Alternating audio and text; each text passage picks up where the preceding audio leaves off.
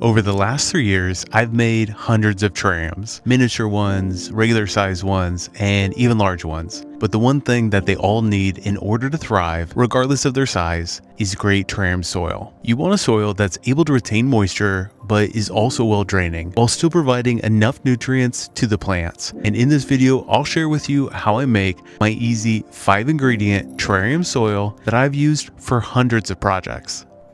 Now I'm only going to be making a small batch, so I'm going to use this smaller bowl, but I want to give you the ratio that I use so you can scale this up or down depending on how much soil you need for your project, and I'll be using the scoop as my unit of measurement for the recipe.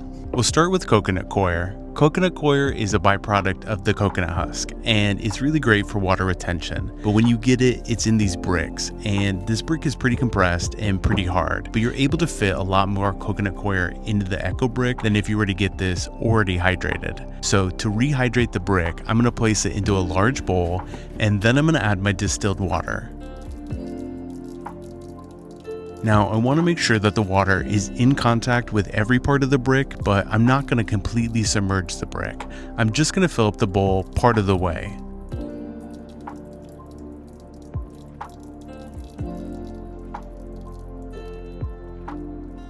I'll let it sit for 30 minutes, and when I come back, the brick has doubled in size, and you can see that the brick has absorbed all of the water. And I'll remove half of it just so it's easier to work with in this bowl, but I'll break it up into smaller pieces with my hands, and you'll notice that it's not completely soaked all the way through, and I prefer it this way because I'd rather add more water in the future than have it soaking wet as I'm processing it.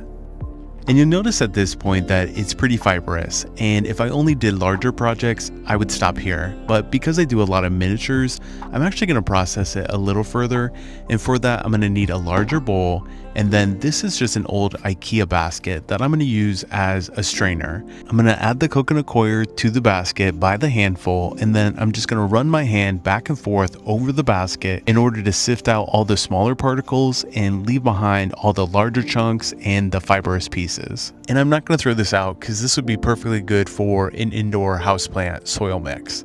So I'll save this for that. And what I'm left with is this beautiful coconut coir that I'm actually able to use in some smaller projects as well. And hiding inside that one echo brick was this entire bowl of coconut coir. But for the recipe, we just need 1 part coconut coir, so I'll go ahead and add 1 scoop into our bowl. And the next ingredient is sphagnum moss. Now sphagnum moss is also great for water retention because it's able to hold up to 20 times its weight in water. But in order to cut it down into smaller pieces, I'm going to use these specialty scissors.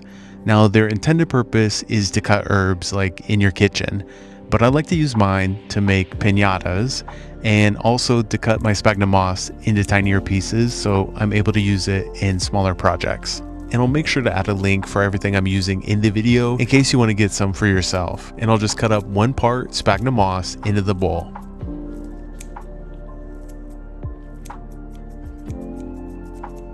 The next ingredient is activated charcoal. These pieces are also a little large for what I like to use it for, so I'm going to add this to my mortar and pestle and then quickly grind it up into smaller chunks.